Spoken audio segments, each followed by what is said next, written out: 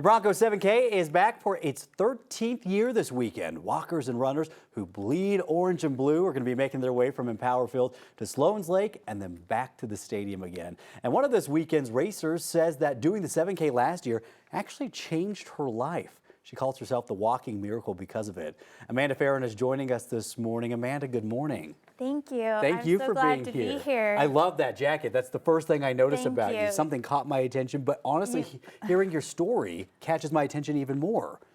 Yes, well, I do call myself the walking miracle. Why? And I wear my sparkles and I get all excited because I do love to do these races, but nothing about the way I do races is typical. I show up for every race I've ever done, every half marathon and full marathon, in full sparkles, ready to go, because every step for me is truly a miracle and a gift. And last year at the Broncos 7K, just the day before, my mom and I were walking because that's what I love to do.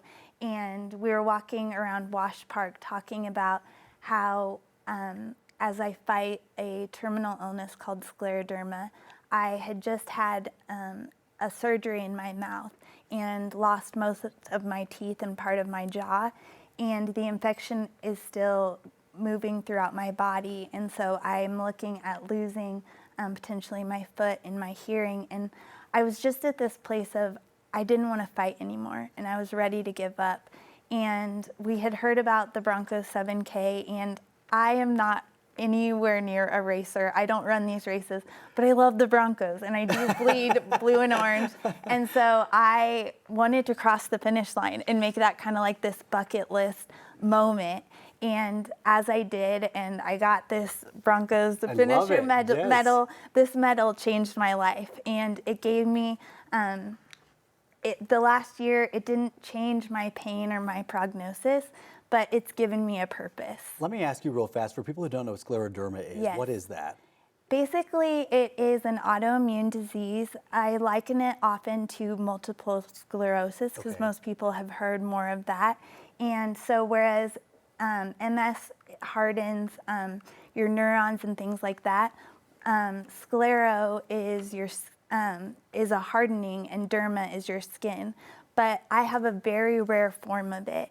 And so rather than hardening my skin, my internal organs are paralyzed. And so my stomach and my esophagus are more than 90% paralyzed, which has led to multiple organ failure. Well, that's what makes it such a miracle that you're doing all this. By the way, you didn't stop at the 7K. No. That was the start of it. You then went on to run, since then, I believe, let's see, 3 marathons and how many half marathons? 6 half marathons. I did the London Marathon, which was iconic. I've done the Stockholm Marathon, and then I did the marathon at Disney.